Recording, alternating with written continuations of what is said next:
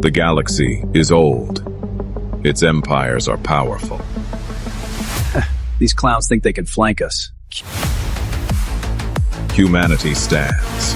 These are the Empyrean Chronicles. The flank is covered. This strategy ensures minimal losses.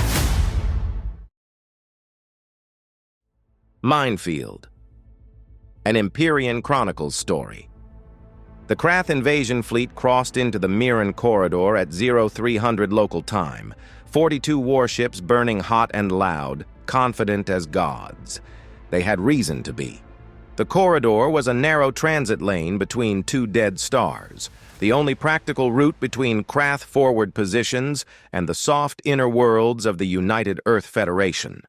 A civilian convoy of 19 transports had already begun clearing the far end, carrying roughly 80,000 colonists displaced from the border. Fleet Command had ordered a delaying action. 48 hours.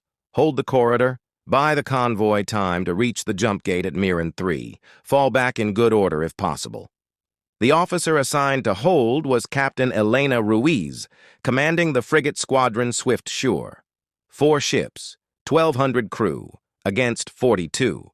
Command's orders were a death sentence dressed in polite language, and everyone knew it. Ruiz read the orders twice. Then she closed the channel, looked at her executive officer, and said, "We're not fighting this battle." Commander Aris Tolan had served under Ruiz for 6 years. He had learned in that time to distinguish between the captain's quiet disagreements and the ones that meant she was about to do something that would end either in a medal or a court-martial. This was the second kind. "Ma'am." "I'm not refusing the order," Ruiz said. "I'm refusing the assumptions inside it." "Which assumptions?" "That holding a corridor means putting ships in the corridor." Tolan waited. Ruiz keyed up a system chart on the bridge display. The Minefield corridor ran long and narrow, flanked by 2 dead stars whose gravity wells squeezed any transiting fleet into a predictable approach lane. 400,000 kilometers wide at its narrowest, a knife slot of open space between 2 graves. "The Krath admiral is named Vosh Carroll," Ruiz said. "I pulled his file. 4th-generation officer. Aggressive. Contemptuous of smaller forces. He will come through this corridor at flank speed because he believes nothing we have can stop him, and he is correct about that, strictly speaking. We cannot stop his fleet with our ships." Ruiz turned from the display. "But we have 30 hours before he arrives, and we have a cargo hold full of something he doesn't know we have." Tolan's face did not change, but his eyes moved, the way they did when he was already ahead of her and checking her work. "The freighter. The freighter."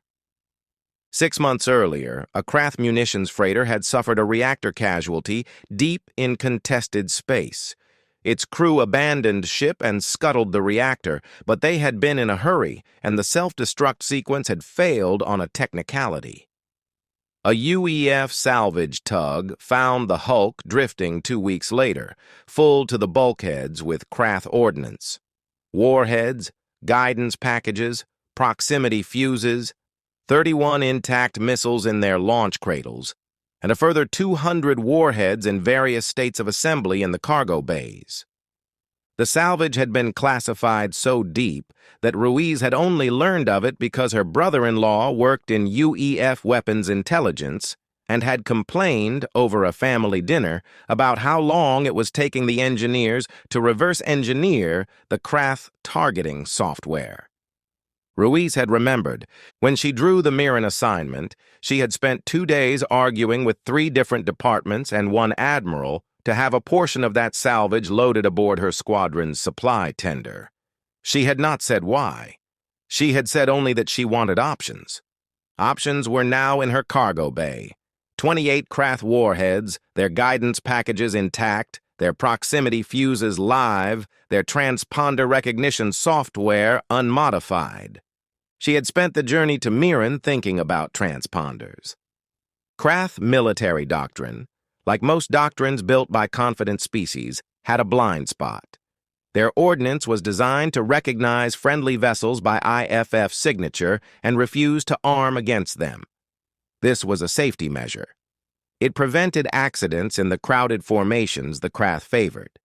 It also meant that a Krath warhead, in flight, would ignore any ship broadcasting a valid Krath YNFF code, right up until the proximity trigger told it that the ship was too close to be friendly.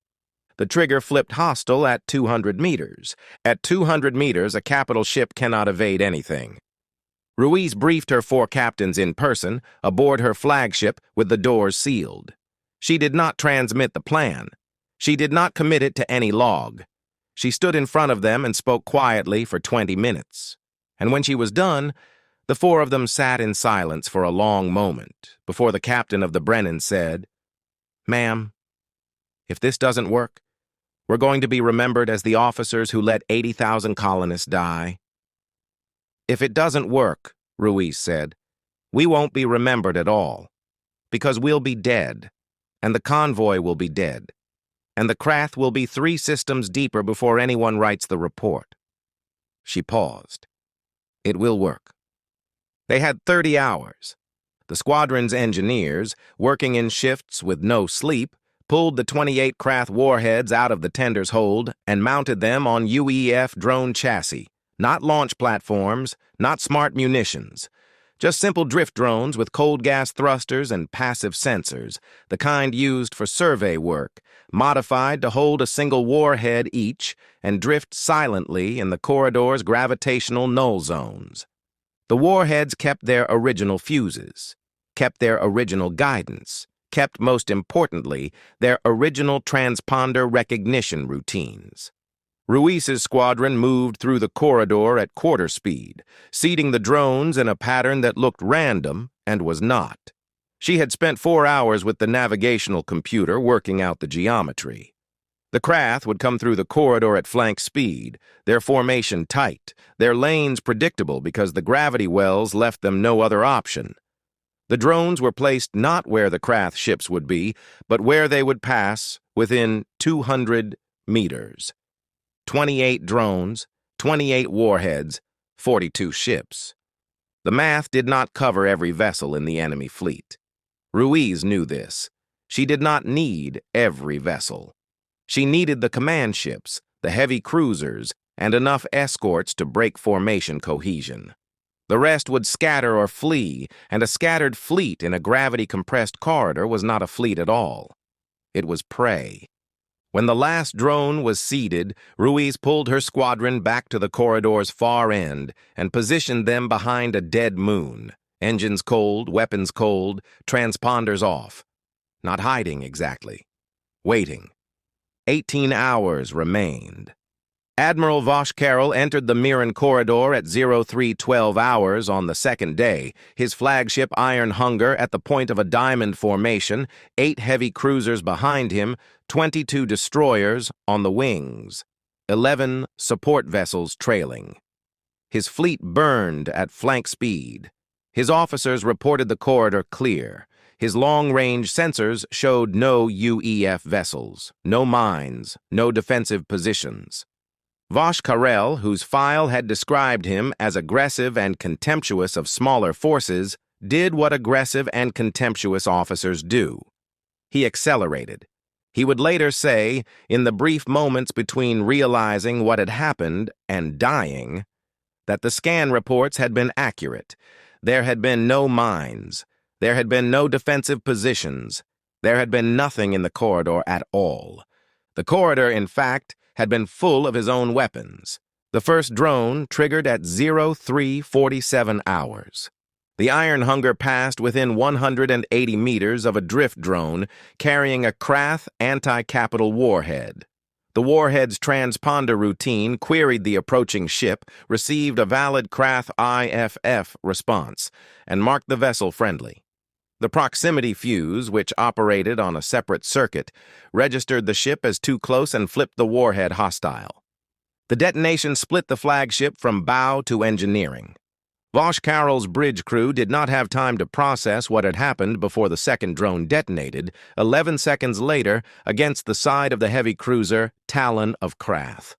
The third went off 30 seconds after that, astern of a destroyer that had begun a panicked turn and was now drifting broadside through a gravitational null. On the bridge of the Swiftshore, Captain Ruiz stood with her hands folded behind her back and watched the tactical display. Her crew worked in silence. There was nothing for them to do. The battle was running on its own. 4, Talon said. 5. That's a second cruiser. How's their formation? Breaking. They think they're in a minefield. They're trying to reverse course, but the gravity wells won't let them maneuver cleanly. They're crossing their own lanes. Ruiz nodded. She had counted on that. A Krath fleet at flank speed in a compressed corridor could not stop. It could not turn. It could only break formation and scattering put ships into lanes they had not swept, lanes seeded with drones they did not know existed. 6, Talon said. 7, another destroyer. Ma'am, they're sending a challenge signal. They're asking who's attacking them. Don't answer.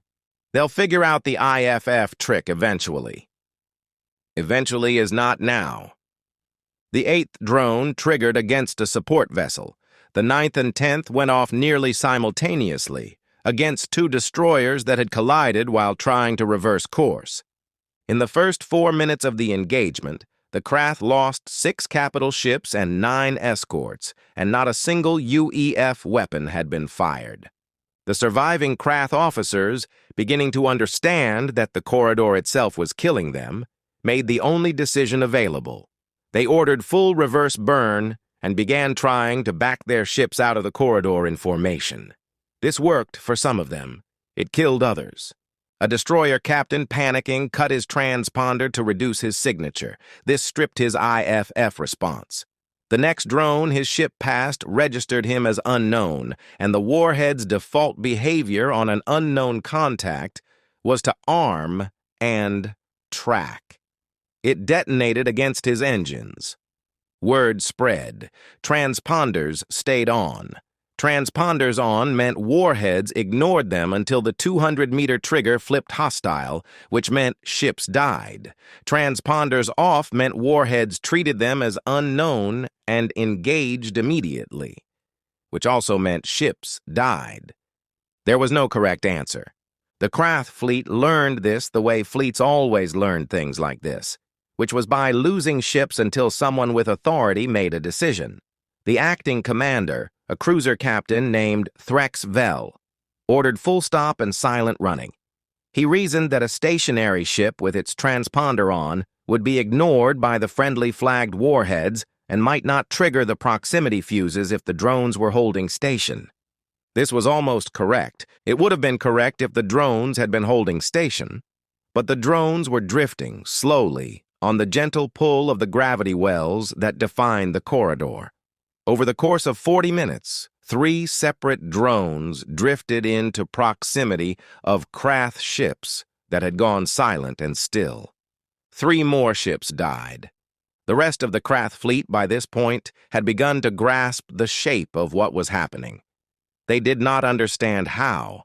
They did not know what weapons were being used. They knew only that the corridor was killing them, and that silence did not help, and motion did not help, and they could not retreat fast enough. Threxvel opened a broadband channel and requested terms. Ruiz did not answer. She had been asked later why she had not answered. The question had come up in the after-action review, and again in the classified briefing, and a third time in a private conversation with an admiral who had wanted to understand, in her own words, what her reasoning had been. She had told all 3 of them the same thing. The corridor wasn't clear yet. The convoy wasn't through. My orders were to delay 48 hours. If I'd accepted his surrender, I'd have had to stop the engagement, and the engagement was what was delaying him. So I let it finish. The admiral had looked at her for a long time and said, "You let them die for 90 more minutes." "I let them die for as long as they were delaying him," Ruiz said, which, as it turned out, was 90 more minutes.